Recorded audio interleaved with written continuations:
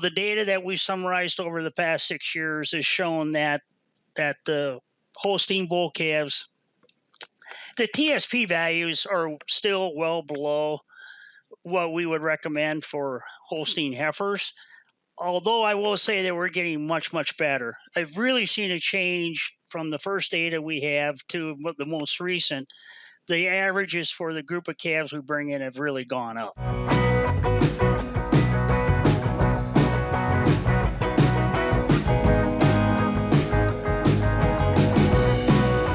Hello, and welcome back to the Dairy Podcast Show, brought to you by Wisenetics. My name is Barry Bradford from Michigan State University, and really happy to welcome to the show today Dr. Dave Casper. Dave, thanks for joining us today.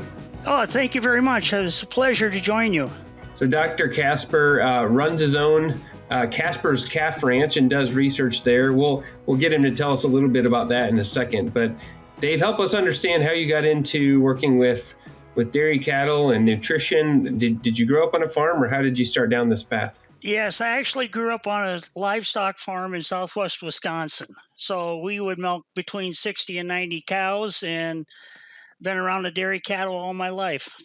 Okay, and then you've had a number of really interesting roles in the years since then. Talk us through a little bit about your career path and what you've picked up along the way. Well, the first position I took was actually at USDA and the Agricultural Research Service, being a research dairy scientist. I went to Beltsville, Maryland, and I did energy metabolism on dairy cows. And so the person I replaced there was Dr. Henry Terrell, who is what we would call one of the gurus in energy metabolism. Dr. Paul Moe was another one. He was right down the road. When I was there at the time, he was running the human calorimeters. And so it was quite the program in those years out there that we did a lot of work on energy metabolism with dairy cows. So, and some of that That's stuff cool. just starting to get published yet. 30 years old, but I got one of the alfalfa orchard grass papers accepted. It'll be out in the March Journal. Fantastic. Were you doing calorimeter work then on those cows? Yes. Okay, awesome. Is there, before we get into our main topic, I'm curious, from all the work, I know you've done a huge amount of work on varying different things in the diets of calves. Is there one thing that people are not catching on about that they should in terms of feeding calves better? If I really want to draw a complaint, it's that the calves that I get come from auction barns, sale barns, and we've typically using Holstein bull calves, and their colostrum status has been very variable, as you could well imagine. And I mean, from a dairyman's perspective, I get it. If they got a good quality colostrum, they want it going into their heifers before they put it in the bull calves that are going down the road. So the data that we summarized over the past 6 years has shown that the Holstein bull calves, the TSP values are still well below what we would recommend for Holstein heifers. Although I will say that we're getting much, much better. I've really seen a change from the first data we have to the most recent. The averages for the group of calves we bring in have really gone up.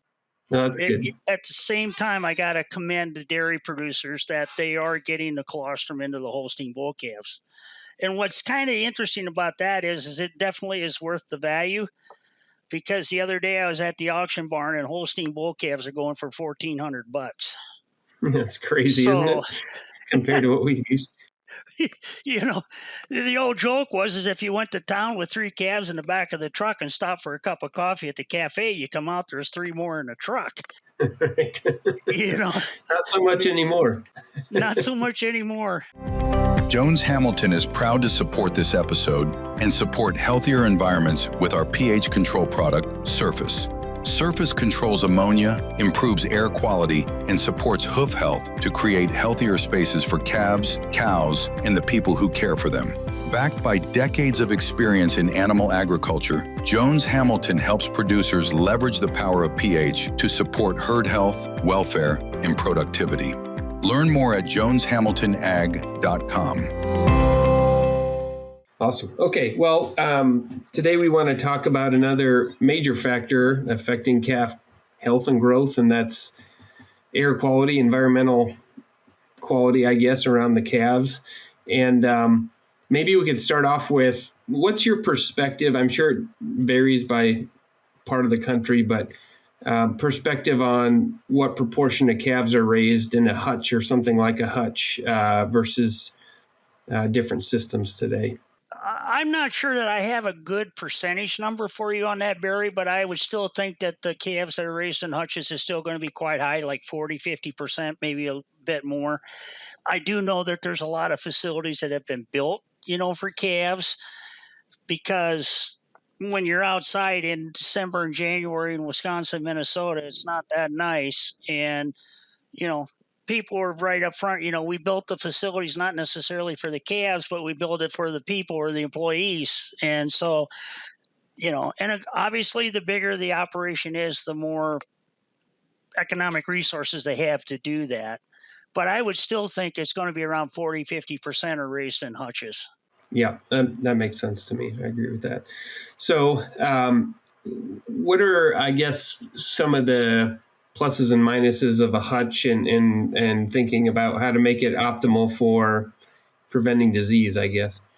In my opinion, the hutch would still be the gold standard as far as having the best environmental quality you could have, especially air quality, and not have to deal with ventilation problems, respiratory problems from that, so on and so forth. Yeah, the other thing is that in the hutch, bedding can become an issue, to keep them warm and dry, so to speak, because a calf can take a lot of cold weather if they've got deep straw bedding that they can nestle down into and stay warm. And that's where I think we do again a good job, because we actually bought one of these straw choppers that landscapers use, and so we'll chop and blow into the hutch like one whole bale of wheat straw, small square bale, not a big one, small squares. Right. Yep. Just qualifying statement. uh, and so that does a really good job in keeping them warm and dry. And obviously, most of our studies are 8 weeks. We've done some 10-week studies. We will have to go through after about 4 weeks and blow in more straw again, but that usually goes a whole lot quicker. It doesn't take as much then. But generally, throughout a study, we'll use probably 2 bales of straw per calf hutch. Okay, that's interesting. So I don't know how frequently you evaluate it, but ammonia is one of those factors that if you have a hutch getting a little bit wet and not cleaning as often as maybe we'd like to, that's something that can pop up as an issue. Do you have a benchmark of what you're looking for? Do you actually measure this sometimes? Well, we did before we were approached to do this study, but other than I'll just say it was very subjective, because in our first studies, we could actually get a hold of rice hulls. And rice hulls at that time, it could get them for like $10 a ton. They have like 2% protein, maybe 3% at the most. And we were using them as bedding, and it did a great job. But then we couldn't get them. And so we went to soy hulls. Well, when we started using soy hulls, I started noticing ammonia in the hutches. It just physically, I could smell it, and really picked up on it. And that's when we started getting concerned. And then I was approached to do this particular study. And anyway, that's how some of this came about, because I was picking up on the ammonia smell coming out of the hutches when we bedded with soy hulls. Okay, interesting. So tell me about the study then. What did you take on as a project here? So what we did is we brought in we had 90 calves or 90 hutches, and basically as we put the calves in the hutch, we went every other hutch that would be control versus treatment. So we had 45 hutches on the control, 45 on the treatment, and then we added this product from Jones Hamilton, which is called Surface. And so you take the word surface and replace the F with pH. So that's the trade name of the product, but it's actually sodium bisulfate. And Jones Hamilton, being a chemical manufacturer, that produces hydrochloric acid. Well, you take sulfuric acid, react it, and you form this sodium bisulfate as a byproduct. And it's really good with a low pKa to reduce the pH in the bedding material. Not so low that it becomes acidic to the calf, but it helps capture or trap the ammonia in the hutch. So that's what we did. We would apply the sodium bisulfate twice a week, 1 pound per application. We would do it on a Tuesday and a Saturday morning. And then once a week, we come through with a personal ammonia detector that's digital. And we would turn that with the measuring system face down on the bedding. And then after 30 seconds, you get a stable reading. And that was the ammonia reading in the hutch then. And we would do that once a week. Okay. So what did you find then? Did you see a treatment effect on that? Yes, we did. We actually reduced the ammonia levels in the hutches by 85%. Oh my gosh. And so, for example, the control hutches would be around 10 parts per million ammonia. The hutches that had the sodium bisulfate added to them would be down around, I think it was 1.5 parts per million. And so it's 85% reduction.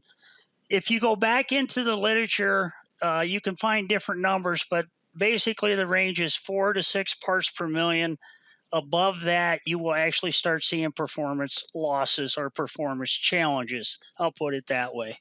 I assume with the 45 calves per treatment, you maybe didn't see that in this study, not enough power, or did you pick up a growth difference? It was significant difference, yes. But your hunch is also correct. The variation was quite large. Okay. And that's one of the reasons why we use so many hutches per treatment. Yeah. Because we knew there was going to be variation there. And I mean, some hutches would have values up to 100 parts per million, and other ones would be very low. And so if you think about how calves go through the growth phase, if they have scours or, challenges like that, those tended to be the higher ammonia hutches, whereas the calves that never experienced scours. And then you bring in the issue, like for our study, week 7 and 8 were probably the higher ammonia readings. Well, that's when they've been weaned and now they're on complete calf starter. And so obviously those numbers are higher. For example, like the first week on the study, we got almost no ammonia readings, but then again, they're on freshly bedded straw and fecal output's very minimal in those type calves unless they got scours or some challenge like that. Every dairy producer knows longevity doesn't happen by accident. AgriComfort, the cow comfort specialists, design rubber flooring and stall products that help support mobility and keep cows productive longer. It's about creating an environment where cows can perform year after year, because when she stays healthy and productive longer, that becomes part of your story. AgriComfort, because her longevity is your legacy. Visit agri-comfort.com to learn more. Adaseo, a global leader in nutritional solutions and the provider of Smartamine N, the best-in-class rumen-protected methionine product for dairy producers who want to optimize milk production, capture more value from their components, and maintain their lifetime performance of their herds. For more product information and to calculate your return on investment when you balance your feed with amino acids, go to milkpay.com. Okay. Did you see growth differences, though, by treatment in this study? Yes, we did. We actually picked up on a growth response as well. We got 0.14 pounds more average daily gain. Wow. Across the study. They were offered the same amount of milk, I assume, so it's... Correct. It's essentially a feed efficiency benefit. Maybe they ate a little more grain too, I guess. Well, they did eat a little more calf starter. The calves that got the sodium bisulfate, they ate a little more calf starter because the feed conversions were actually similar. Okay, gotcha. So the calves that were in the lower ammonia levels in the hutches ate more calf starter, had a better growth rates, and so the feed conversions are the same from that calculation. Yep, gotcha. The only other parameter we really picked up on was we got an increase in heart girth gains, which you would somewhat expect from the increase in average daily gain or body weight. Right. But other frame measurements, they were similar. Okay. It was just heart girth. That's pretty neat outcome. So that gets added to the best practices, I guess, of things to do for maintaining hutches, or? Yeah, we're talking about doing one follow-up study, because one of the questions I had is do we really need to add this product twice a week?